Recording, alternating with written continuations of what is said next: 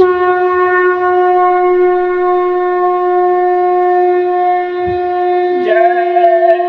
गुरुदेव, जय गुरुदेव। संयम नियम को अपनाओ, अमन चैन का बिगुल बजाओ, निंदा बुराई को मन से हटाओ, दिल में प्रेम की जगह बनाओ।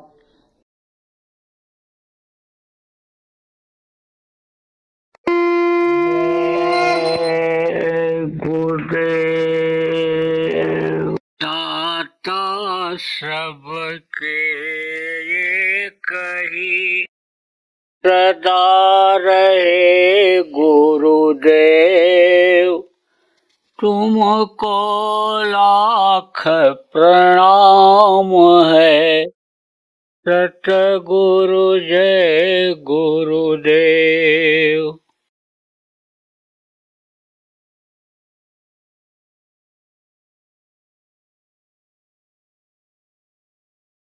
इसीलिए कहा जाता है थोड़ा कम खाओ, कम खाओगे तो तकलीफ नहीं होगी, आराम से पच जाएगा। ज्यादा खा लेते हो तो ऑपरेशन कराना पड़ता है। तो आपको समझने की जरूरत है। मोटी मोटी बात बताऊंगा, ज्यादा समय नहीं, बहुत सारी बातें बताऊंगा। आज आपको लोक बनाने का, परलोक बनाने का दोनों तरीका बताऊंगा। अभी तो मनुष्य शरीर के बारे में मैं आपको बता रहा था, थोड़ा संक्षेप करता हूँ। तो देखो प्रेम, उस समय पर, पहले के समय में उम्र लोगों की ज्यादा होती थी। सतयुग में 1,00,000 वर्ष की उम्र, त्रेता में 10,000 वर्ष, द्वापर में 1,000 वर्ष की, और कलयुग में 100 वर्ष की उम्र। और वो भी पूरा हो पाना इस समय मुश्किल हो रहा है। तो ये जो चक्रों का भेदन है, ये पहले लोग करते थे। अष्टांग योग, हठ योग पहले करते थे जब ज्यादा उम्र थी। लेकिन अब 100 वर्ष की उम्र में कैसे ये हो सकता है? आगे बढ़ ही नहीं सकता जल्दी, और फिर उसमें शरीर को कष्ट होता है। इस समय कोई कष्ट झेलना नहीं चाहता। देखो धूप में आप बैठे भी हो तो समझो गुरु की कृपा है, मालिक की कृपा है तो आप बैठे हो। फिर तो धूप में भी लोग नहीं बैठ सकते। जबकि पंचाग्नि जलाते थे चारों तरफ, बैसाख जेठ के महीने में आग जला करके, मटके में आग रखकर सिर पर बैठ करके शरीर को तपाते थे। तो बड़ी कठिन साधना थी। अब इस समय पर तो वो साधना कोई कर नहीं सकता है। जब लोग साधना करते थे तो किसका दर्शन किया? देवी देवताओं का दर्शन किया। पूरा चक्र को रोका तो देखा गणेश जी और रिद्धि सिद्धि यहाँ बैठे हुए, छाया पड़ती है उनकी, उनका सबका लोक ऊपर है। आप समझो, लेकिन उनकी छाया पड़ती रहती। आपको ये नहीं पता है कहाँ से जुड़े हुए हो, परमात्मा शक्ति से जुड़े हुए हो। आपका ये शरीर का अंग अंग उन लोगों से जुड़ा हुआ है। किससे? कि जो जिनकी छाया इस पर पड़ती है। तो गुदा चक्र पर जब रोका लोगों ने, नीचे से प्राणों को खींचा। 10 प्रकार के प्राण हैं, 5 प्रकार के प्राण नीचे रहते हैं, 5 प्रकार के ऊपर रहते हैं। जब सो जाते हो तो वो प्राण निकल जाते हैं। जीवात्मा अपना काम बंद कर देती है, यह सुस्त पड़ जाती है। जीवात्मा शरीर को चलाती है। तो जब प्राण नीचे से ऊपर निकलते हैं, जाते हैं, तब आप ये समझो कि इसकी गति रुक जाती है। तो जब गति रुक जाती है तो मन भी कुछ नहीं कर सकता। सोते समय शरीर से कुछ नहीं कर सकता है, तो भी मन थोड़ा बात करता है, रुकता नहीं है। बहुत से नामदानी हो ना, आज भी कई लोगों ने कहा मन नहीं रुकता है, ध्यान नहीं बनता है, भजन नहीं बनता है। भजन न बनने, न सुनाई पड़ने का, ध्यान न दिखाई पड़ने की शिकायत तो अक्सर किया करते हैं। पूछो क्यों नहीं बनता है तो कहते हैं मन नहीं रुकता है। तो मन तो एक ही है, जहाँ लगाओगे वहीं जाएगा।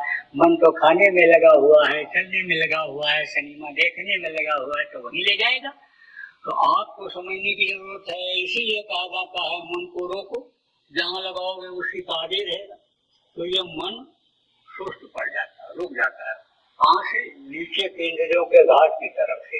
लेकिन थोड़ा पार नहीं छोड़ता है, सीधे उतर करके आ जाता है कहाँ? यहाँ कंठ चक्र पर, जहाँ पर आद्या महाशक्ति का स्थान है, ब्रह्मा विष्णु महेश का स्थान है।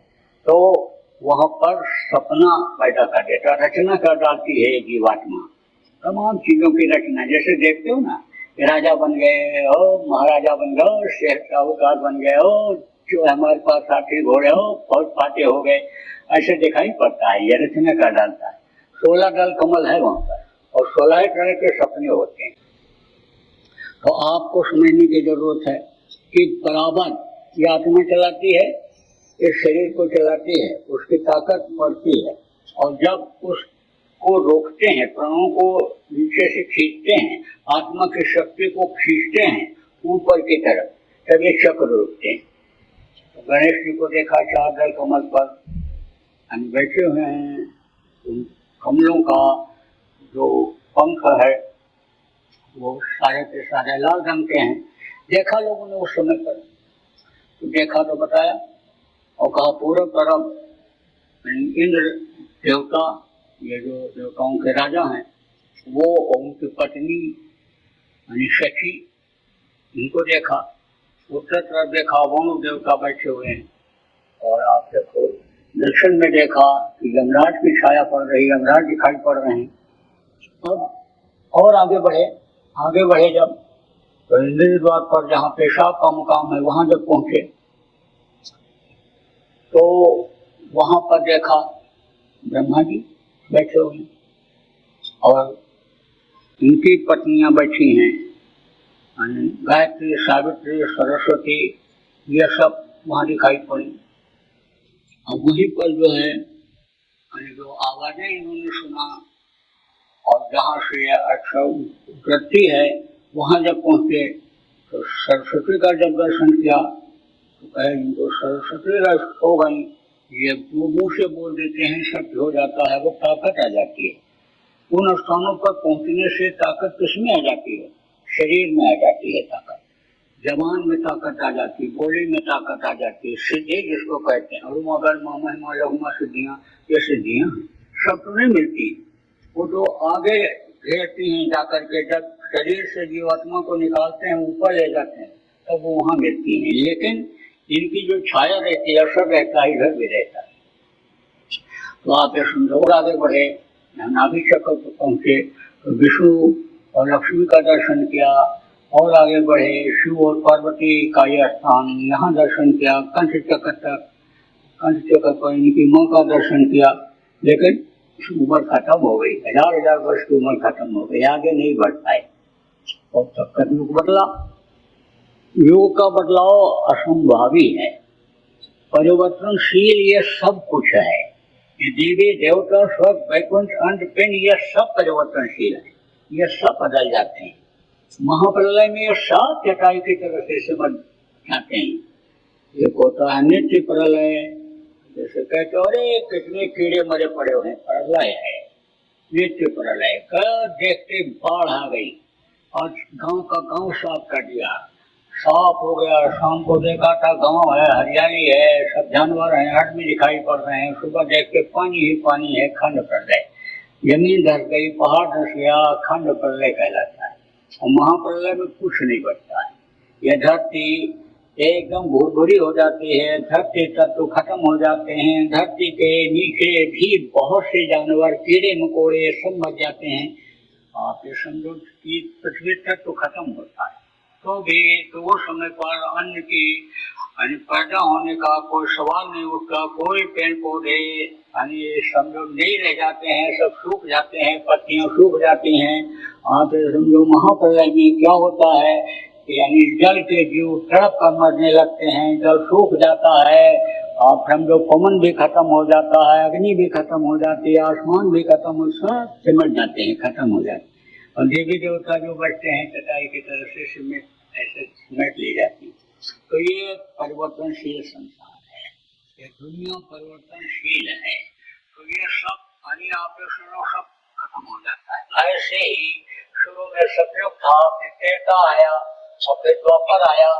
और उसके बाद में अपने समय के चक्र में, समय का चक्र जैसे पंखा चलता रहता है राउंड में, ऐसे दुनिया में ऐसे चलती रहती है पंडुलम की तरह से। ऐसे ये सब लटके हुए हैं। कहाँ से? धुरी है, धुरी कहाँ? सतलुज में इसकी धुरी है, तो वहाँ ये सब ऐसे चलते जैसे दिन आ जाता है, रात आ जाती है, दिन खत्म हो जाएगा, धरती जब उधर पहुंचेगी, जब समझो कि धरती सूरज के सामने आ जाएगी, मतलब यह है कि ऊपर का आ जाएगा तब अंधेरा हो जाएगा। और सूरज जब सीधे धरती पर पड़ता है, परछाई सीधे जब सीधे पड़ती है सूरज की धरती के ऊपर तो दिन रहता है, दिन रहता है। ऐसे ही यूं बदला, सतयुग गया, त्रेता गया, द्वापर गया, अब आ गया कलयुग।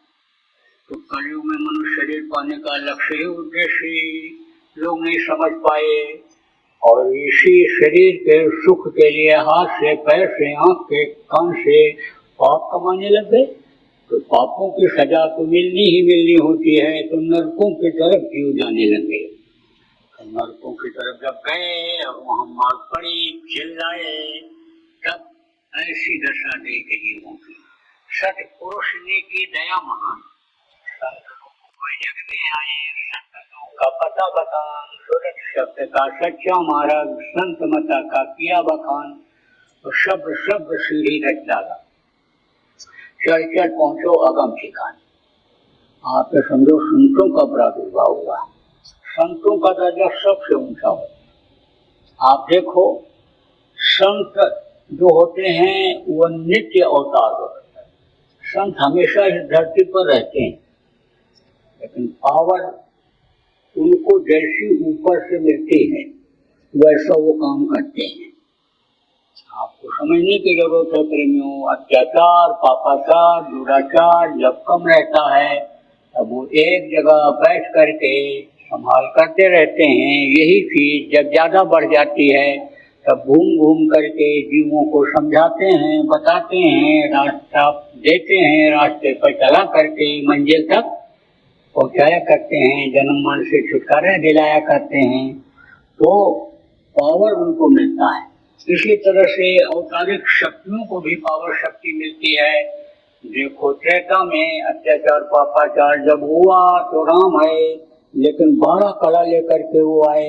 जब त्रेता समाप्त हुआ, जब धर्म की स्थापना उन्होंने कर लिया, चले गए दुनिया संसार से, तो मनुष्य शरीर में आने के नाते शरीर छोड़ना पड़ा उनको, कारण बना, और साधु नदी में गए कूदे, गुप्त हो गए वहीं। आज भी गुप्तार घाट अयोध्या में है। आप समझो कि वो पावर खिंच जाती है जब काम उनका खत्म हो जाता है, चाहे औतारिक शक्ति हो और चाहे महापुरुष हो, सबकी शक्ति खिंच जाती है। अब ये जरूर है कि संतों को पता रहता है हमको अब छोड़ना है, जाना है, तो वो आराम से निकाल लेते हैं अपनी आत्मा को, अपने प्राणों को आराम से निकाल ले जाते हैं। इस तत्व को खत्म होने देते हैं, विलीन हो जाता है, ये इसी मिट्टी में मिलाने जैसा कर देते हैं। इसको कहा गया संत निकल जाते हैं, और जो साधक सिद्ध होते हैं सुषमना फोड़कर उनके प्राण निकलते हैं, और जो धर्मनिष्ठ होते हैं, धार्मिक लोग होते हैं, रोटी खिलाना, पानी पिलाना, कपड़ा दे देना, किसी को कष्ट तकलीफ न देना, अपने अपने तौर तरीके से ही भगवान को, परमात्मा को मानना, जानना, पूजा पाठ करना, ये जो करते हैं धर्मनिष्ठ कहलाते हैं। उनके प्राण आँख से, मुंह से, कान से निकलते हैं। और जो पापी कुकर्मी होते हैं, शरीर से पाप करते रहते हैं, उनके प्राणों को यमराज के दूत मार मार करके, ठोक पीट करके टट्टी और पेशाब के रास्ते से निकालते हैं। बहुत कष्ट होता, हड्डी हड्डी चटकती है, उस समय जब मार पड़ती है, आँख की रोशनी खत्म, कान से सुनाई नहीं पड़ता, जबान तो आपको मैं बता रहा था कि संतों को मालूम हो जाता है, लेकिन वो शक्ति को फिर वो खींच लेता है मालिक। वो किसको देता है? दूसरे को हुक्म देता है। और ये जो रहते हैं बना के रखते हैं, तैयार करके रखते हैं, हर शक्ति को उनको धीरे से जैसे डाइवर्ट जिसको कहते हैं, मोड़ देते हैं, दे देते हैं जिसको कहते हैं, ऐसा कर दिया करते हैं। देखो कृष्ण के भी जब शरीर को छोड़ने को था, गए थे, कहाँ बैठे थे? पेड़ के ऊपर, इससे पैर लटकाए बैठे थे। इनके पैर में कदम का निशान था। कह दिया गया था शिकार खेलने के लिए। देखा कि जैसे मृगा की आंख चमक रही, मृगा की आंख समझ करके और तीर चला दिया और समझो कि शरीर छूट गया। ताकत उस समय खींच ली जाती है। आप समझो कि कहा गया पुरुष बलि न होत है, समय होत बलवान, भेलन लूटी गोपिका, वही अर्जुन वह बान। अर्जुन महारथी थे, अर्जुन को श्रेय मिला महाभारत का, 11 क्षोणी सेना को खत्म करने का उनको श्रेय मिला, लेकिन वही अर्जुन थे, वही धनुष था और गोपिकाओं को लूट लिया भेलों ने, बचा नहीं पाए। तो शक्ति की बात होती है। हाड़ मांस के शरीर का नाम महापुरुष नहीं होता है, हाड़ मांस के शरीर का नाम गुरु नहीं होता है। गुरु एक पावर होती है, गुरु एक शक्ति होती है, संत की एक शक्ति होती है। तो आप ये समझो कि शक्ति ऊपर से मिलती है, वो काम करते हैं। अब इतनी ही शक्ति मिल जाए, इतनी ही जानकारी हो जाए कि दुनिया नाशवान है, एक दिन खत्म हो जाएगी, उसको मुनि कहते हैं। जो ब्रह्मा विष्णु महेश तक पहुंच जाते हैं तो देव का दर्शन करते हैं, उनको देवर्ष कहते हैं। उसके आगे योगी, योगेश्वर, साध, संत, परम। संतों का दर्जा सबसे ऊंचा होता है। अब आप कहोगे भाई ये तो कोई जमीन फाड़ कर निकलते होंगे, आसमान तोड़ कर निकलते होंगे। ऐसा कुछ नहीं। माँ के पेट में ही बन करके पल करके बाहर आते हैं, लेकिन इनके संस्कार ऐसे होते हैं कि वक्त के जो सद्गुरु होते हैं धरती पर उनके पास पहुंच जाते हैं, और वो अगर नहीं भी पहुंच पाते हैं तो वक्त के जो सद्गुरु होते हैं ऐसे चिन्हित को वो अपने पास बुला लेते हैं। चिन्ह वहीं से लग जाता है, ऊपर से ही लग जाता है। जैसे ये धरती चलती रहती है, अब ऊपर के जो देवता के किसी के अन्य धनी हैं, जैसे ऊपर अगर यहाँ पहुंची और उनकी परछाई पड़ गई, ऊपर से जैसे उन्होंने लाइट डाल दिया तो पहचान हो जाती है, उनकी पहचान हो जाती है, वो खींच जाते हैं। जो वक्त के सदगुरु हैं उनके पास, संत हैं उनके पास, वो खींच जाते हैं, खींच लेते हैं। हमारे गुरु महाराज बहुत भटके, ज्ञान तो था इनको, माँ ने इनको बताया था कि मनुष्य शरीर परमात्मा की प्राप्ति के लिए मिला है और तू प्राप्त कर लेना। जाते समय बचपन में ही इनके दुनिया से जाते समय माँ बोल के गई थी, परेशान बहुत हुए, बोले धरती पर बोझे की तरह से रह करके क्या करेंगे। जो काम के लिए मनुष्य शरीर मिला वो काम जब नहीं पूरा हो पा रहा है तो चलो शरीर त्याग देंगे। तब तक दादा गुरु जी महाराज दिखाई पड़ गए, आकृति दिखाई पड़ गई। बोले घबराते क्यों हो, बुला लेंगे। कैसे कैसे पहुंच गए। जब पहुंचे चिरौली अलीगढ़ जिला में जहाँ दादा गुरु जी महाराज रहते थे, तो उस समय पर जब देखा कि यही तो हमको मिले थे वहाँ कल झील के पास, जब मैं प्राण त्यागने जा रहा था, पैर पकड़ कर रोने लगे। बोले अब क्यों रोता है। बोला तो लिया, नामदान दिया, रास्ता बताया, रास्ते पर चलाया, मदद किया और पूरी शक्ति। आप यह समझो कि अपनी गुरु महाराज के को दे करके और आदेश दे करके और करीब 17 साल की उम्र में कि वो चले गए थे इस दुनिया संसार से। कहने का मतलब यह है कि भटक करके वहाँ पहुँच जाते और रास्ता मिल जाता है तो अपनी आत्मा को जगा करके उस मालिक तक पहुँचा देते। और जब पहुँच जाती है तो सोई जाने ते देव जनाई, दान तुम्हें तुम्हें हो जाई। पूरी ताकत उस मालिक की उनमें आ जाती है। किसमें? उनकी आत्मा में। और आत्मा कहाँ रहती है? इसी पंच तत्व 5 तत्वों के खोल में रहती है, स्थूल खोल में रहती है, स्थूल शरीर में रहती है। इसलिए इसमें भी मनुष्य शरीर में भी ताकत आ जाती है। अब जो बोली निकलती है वो भी प्रभावी होती है, जो उनकी दया की दृष्टि होती है वो भी प्रभावी होती है, दया से स्पर्श करते हैं वो भी प्रभावी होता है। आप समझो संतों की महिमा में ये बताया गया कि जो जीव छू जाते हैं, दया हो जाती है, उनको भी मनुष्य शरीर मिल जाता है। जिस गाय का बकरी का दूध पी लेंगे उनको भी मनुष्य शरीर मिल जाएगा। जिस घोड़े पर सवारी कर लेंगे उनको भी मनुष्य शरीर मिल जाएगा जब दया कर देंगे। यही राधा स्वामी मत चलाने वाले शिवदयाल जी महाराज को एक उनका प्रेमी दातून तोड़ करके लाता था पेड़ से और दातून करते थे, दया कर दिया। आप फिर समझो कि वही अन्य सत्संगियों के यहाँ जन्म ले लिया, लेकिन प्रेमियों जड़ता नहीं जाती है। जड़ता किसको कहते हैं? जिद, आदमी की आदत जिसको कहते हैं, जल्दी नहीं बदलती है। नामदान भी दिलाया सत्संगी ने, सत्संगों में भी ले जाता था, लेकिन भजन ध्यान लड़का नहीं किया। 20 साल उम्र उस पेड़ की थी, 20 साल के लिए जन्म दिया। 20 साल के बाद जब उसका मनुष्य शरीर छूटने लगा तब बाप रोया। तब उसने कहा क्यों रोते हो? मैं मर रहा हूँ इसलिए? बोले कि हाँ। बोले मर नहीं रहा हूँ, मैं जीने जा रहा हूँ। अब मेरा पर्दा हट गया।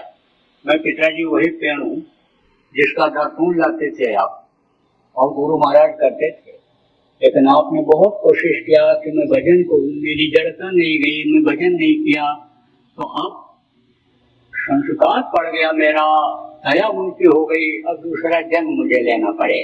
माँ के पेट की गर्मी मुझे 9 महीने माँ के पेट में झेलनी पड़ेगी, टट्टी पेशाब की बदबू मुझे सूंघनी पड़ेगी। पिताजी फिर मैं जन्म लूंगा, तब उस समय के जो महापुरुष होंगे वहां पहुंचूंगा और रास्ता लेकर अब फिर मैं भजन करूंगा। तो कहते हैं कि जल्दी स्वभाव नहीं जाता है। देखो घर में झगड़ा होता है ना, झगड़ा जब होता है तब कोई बात कोई औरत के आदमी ऐसा बोल देते हैं कि अंदर घाव बन जाता है। लठ मार दो घाव भर जाएगा, लेकिन बातों का घाव नहीं भरता है। वो जाते हैं आदमी, घर छोड़ के आजकल भग रहे हैं, औरतें जल के मर रही। पूछ मत करना प्रेम। घर में अगर ऐसे स्वभाव वाला कोई हो भी जाए तो सुनना ही नहीं उनकी बातों को। आप तो पुराने लोग हो, आपको मालूम है। नए लोग जो आप आए हो, आपको बता दूंगा भजन करने का। तो अगर किसी को गुस्सा आवे तो आप बस आंख बंद करो, मुंह बंद करो, कान में उंगली लगाओ, ऊपर से कपड़ा डाल करके भजन के लिए बैठ जाओ। क्या कहता है सुनो ही नहीं, क्या इशारा आंख से हाथ से करता है देखो ही नहीं, झगड़ा झंझट टल जाएगा। तो स्वभाव कारक है ना, देर में थोड़ा छूटता है। जब अतिशय रगड़ करे जो कोई, अनल प्रगट चंदनते हुई, जब वो काल की सत्संगा तब भय मोह कर मंगा, तब ये सब होता है, छूटता है। तो कहने का मतलब यह है कि प्रेमियों, संतों की महिमा बहुत बड़ी, संतों की महिमा अनंत, अनंत किया उपकार, लोचन अनंत उघारिया, अनंत दिखा मनहार। आगे अब कम समय में कहाँ तक सब बात आपको बताऊं, लेकिन मोटी मोटी बात तो हमको आपको बताना ही है प्रेमियों। तो संत जो होते हैं तो वहां तक जो पहुंच जाते हैं, उनको जब आदेश होता है जीवों का काम करने का, लोक पर लोक बनाने का, तो उनको सदगुरु कहा जाता है। संत सदगुरु, गुरु किसको कहा जाता है? कोई भी ज्ञान दे, कोई भी कुछ बतावे तो उसको गुरु मान लिया जाता है। और जो सदगुरु होते हैं उनको लोक और परलोक दोनों की जानकारी होती है, इसलिए उनको संत सदगुरु कहा जाता है। आप देखो सदगुरु आए कब आए? कलयुग में। सबसे प्रथम सदगुरु कौन थे? कबीर साहब। कबीर साहब कहाँ से आए थे? सतलोक से नहीं आए थे। वो योगजीत उनके 16 सूत्रों में से एक वो थे, उस स्थान से आए थे, नीचे स्थान से। लेकिन उन्होंने अपने बल पर सतलोक की यात्रा की थी और वहां पहुंचे थे। उन्होंने गुरु किया था। कहा गया ना कि गुरु करना जरूरी है। उन्होंने ही कहा कि निगुरा मुझको ना मिले और पापी मिले 1000, अब एक निगुरा के शीर्ष पर लख पापी का भार, लाख पापियों का बोझा होता है। जो दीक्षा नहीं लेता, नामदान नहीं लेता है, तो उन्होंने बताया कि गुरु करना अनुसंजों की जरूरी होता है। तो उस समय पर रामानंद जी महाराज बहुत विद्वान थे, बड़े जानकार थे।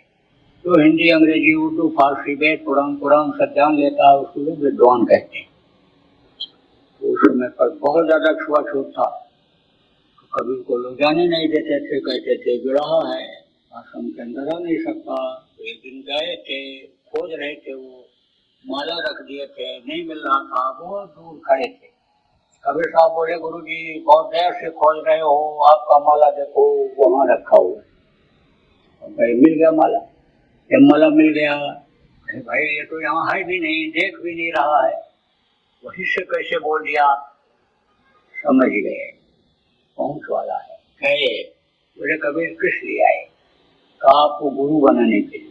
और गजब कर दिया, मैं तो सोचा था कि तुमको गुरु बनाऊंगा, तुमने मुझको गुरु बनाने के लिए कह दिया, अब तो उसको गुरु बनाने की क्या जरूरत है? बोला गुरु की मर्यादा न खत्म हो जाए, गुरु की मर्यादा रखने के लिए आपको गुरु बनाना चाहता हूँ, गुरु का नाम न खत्म हो जाए। तब 3 नाम उनको मालूम था, वो दिया।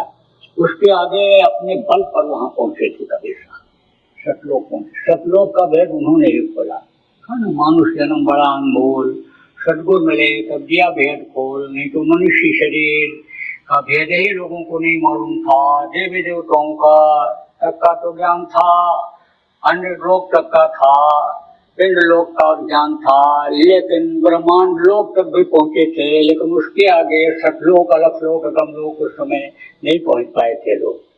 आपको समझने की जरूरत है कि कबीर साहब ने बहुत से लोगों को रास्ता बताया, और कबीर साहब किसको नामदान दिए, बहुत लोगों को दिए, उनको अधिकार किसको दिया जीवों के संभालने का? नानक साहब को। नानक जी को कम उम्र में ही रावी नदी के किनारे नामदान मिल गया था, और उन्होंने अपनी आत्मा को जगाया, और अपनी भाषा में सतलोक को उन्होंने सचखंड कहा, उसको अकाल पुरुष कहा। अकाल पुरुष किसको कहते हैं? जो इस काल के देश में जन्म नहीं लेते। ये काल माया का देश है, काल उसको कहते हैं जो पल भर में सृष्टि को खत्म कर दे, पल भर में बना दे, उसको काल कहते हैं। तो ये सृष्टि सब उसी के आदि चुटकी बजाने में खत्म करते हो। तो आप ये समझो कि वो इस धरती पर जो नहीं आते, तो उन्होंने अकाल पुरुष नाम रखा, और सतनाम उन्होंने जगाया। सतनाम उस समय पर बड़ा प्रचलित नाम था। फिर आप ये समझो किसने? कबीर साहब ने। इन्होंने कौन सा नाम जगाया? नानक जी ने वाहे गुरु। वाहे गुरु किसको कहते हैं? गुरु का जलवा अंतर में देखा तब बोल पड़े, वाहे गुरु वाहे गुरु वाहे गुरु वाहे गुरु। वारे मेरे गुरु, क्या जलवा है आप? हर मनुष्य के शरीर में कोई क्या पहचान? कोई कहा संत राम की ना स्वामी हाथ कान धर लेना। संतों की पहचान बाहरी आंखों से नहीं हो सकती है, जब तक अंतर की आंख, तीसरी आंख, आत्म चक्षु नहीं खुलता है। तो आपको समझने की जरूरत है। जब देखा और वारे गुरु। रानी इंदुमती शिष्या थी कबीर साहब की, जब उसने कबीर साहब को देखा कि सचखंड में बैठे हुए, तब बोली कि आप ही सब कुछ कर रहे हो, मैं ऐसा नहीं समझ पाई। अगर आप हमको मृत्युलोक में बता दिए होते कि मैं ही सब कुछ हूँ, तो मुझको शरीर से इतनी मेहनत क्यों करनी पड़ती? सब बोले तो इसको विश्वास न होता। तो कहती मनुष्य शरीर में इतनी शक्ति कहाँ से हो सकती है, इसलिए तो इसको मैंने रास्ता बताया और रास्ते पर चलाया और मदद किया तेरी। वो मदद किया कि नहीं किया? तब चरणों पर गिर पड़ी, बोली आपकी मदद के बगैर मैं एक कदम आगे नहीं बढ़ सकती थी। आप ही तो मेरे सूरज की डोर काल के हाथ से नामदान देते समय जब से लिए, तब से आप ही पूरी संभाल मेरी करते रहे। नहीं तो मैं काम क्रोध लोभ मोह अहंकार के झकोले में आ जाया करती थी। लेकिन आपने जब कहा कि गुरु माथे पर राखिए चलिए आज्ञा मान, और कह कबीर का दास था 3 लोक बहनाएं, आपको हमने मस्तक पर हमेशा रखा। आपकी उंगली जब मैं पकड़ती थी छोड़ दिया करती थी, लेकिन जब आपको हाथ अपना पकड़ाया तब तो आप ला करके हमको यहाँ जलवा दिखा दिए। और प्रेमियों आप समझो कि कम दिक्कत होती है, आगे बताने का समय नहीं है, समय मिलेगा कभी बताऊंगा। हमारा आश्रम कहाँ है? उज्जैन मध्य प्रदेश में। वहाँ कार्यक्रम होते रहते हैं, कई दिन तक चलते हैं, सुबह शाम सत्संग होता है। ज्यादा जानकारी आपको करनी हो तो वहाँ पर जब आप आओगे तो बहुत सारी बातें बताई जाती हैं। कोई भी प्रसंग उठ जाता है तो उसको पूरा समझा दिया जाता है। ये इसी तरह से जलवा जब देखा नानक साहब तो बोले वाहे गुरु तो वाहे गुरु ही जुड़ गया उससे, उसी में ताकत आ गई। कुछ दिन तक ये नाम चलता। इनका जो नाम चला सतनाम तो केवल एक पुष्ट तक ही चला सभी साथ का, लेकिन जो वाहे गुरु नाम चला तो देखो दसों गुरु जो हुए इनके वो सब वाहे गुरु अनि बोलते रहे। और अब भी वाहे गुरु लोग बोलते हैं, लेकिन लाभ नहीं मिलता है। क्यों नहीं मिलता है? वही कभी भी नानक जी ने तो यहाँ तक कहा कि राक्षस के समान वो है जो मांस खाता है, लेकिन मांस शराब कोई वर्जित नहीं। प्रचार तो खूब किया, गुरुद्वारा तो खूब बनाया, गुरु ग्रंथ का पाठ गुरुद्वारों में होता तो है, लेकिन गुरु ग्रंथ में जो गुरु का महत्व दिया हुआ गुरु से सीख लेने को है उसको लोग मानते नहीं। गीता पढ़ते हैं, लेकिन गीता के चौथे अध्याय में 34वें श्लोक में ये जो लिखा हुआ है कि सतगुरु के पास तुमको जाना पड़ेगा, तुम वहां पर जा करके उनसे रास्ता लेकर के और फिर तुम योग साधना करो। कृष्ण जब जाने लगे कहा पांडवों ने महाराज हमको भी लेके चलिए।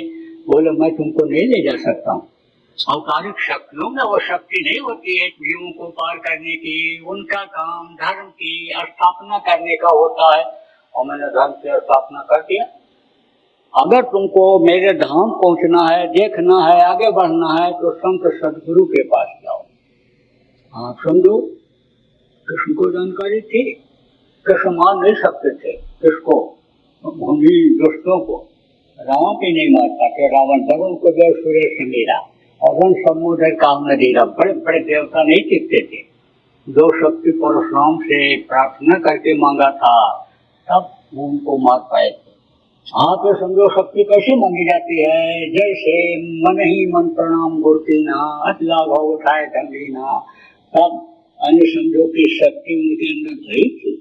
आपको समझो कि शक्ति के बारे में माता कौशल्या को उन्होंने बताया था कि मेरे अंदर वो शक्ति नहीं थी, वो तो गुरु की दया गुरु के कृपा मेरे अंदर बुद्धि आई, मैंने उनसे प्रार्थना करके दो शक्ति लिया तब रावण का विनाश किया था। आप ये समझो कौन जब लौट करके आए मार करके रावण को तो पूछा माता कौशल्या ने, अति सुकुमार युगल मेरे बारे कौन बांध लंका पथ मारे। तो क्या कहा, गुरु वशिष्ठ कुल पूज्य हमारे तिनके कृपा धन जन्म। ऐसे कृष्ण ने कहा था। उस समय कृष्ण सुपक्ष छोटी ही जाति के थे, जंगल में रहते, बहुत साधारण, पता नहीं चलता था संत कैसे हैं। इसी में तमाम साधक बैठे हैं, पता नहीं चलेगा आपको किसके अंदर क्या शक्ति है। इच्छा उनकी खत्म हो जाती है, दुनिया की इच्छाएं खत्म हो जाती है। ये जो इंद्रियों के सुख है और ये जो शरीर का सुख है ये उनको नगण्य लगने लगता है, इसकी कोई इच्छा नहीं रखते तो अपना वहां पर रहते थे, भजन भागवती करते थे। जिनके आने पर ही घंटा बजा था, इतना बताने का समय नहीं है। आप समझो कि द्रौपदी के भाव खराब हुए थे और भोजन करते समय उन्होंने सब मिला के एक साथ खा लिया था और घंटा नहीं बजा था। जय गुरुदेव। बाबा उमाकांत जी महाराज अपने ही प्रेमियों के सहयोग से संस्था द्वारा जनहित का कार्य करते हैं। किसी भी व्यक्ति, संस्था व सरकार से कोई भी चंदा, चुटकी व अनुदान नहीं लेते और किसी भी तरह का व्यापार भी नहीं करते। इसलिए आप श्रोताओं को बताया जा रहा है कि बाबा जी के नाम पर किसी भी प्रकार का धन मांगने वाले व व्यापार में प्रचार करने वाले लोगों से होशियार रहिएगा। आपसे यही कहना है कि सत्संग सुनो, समझो और अच्छा लगे तो मानो। आने वाली बीमारी तकलीफों से बचने के लिए कुदरत व सरकारी नियम का पालन करो।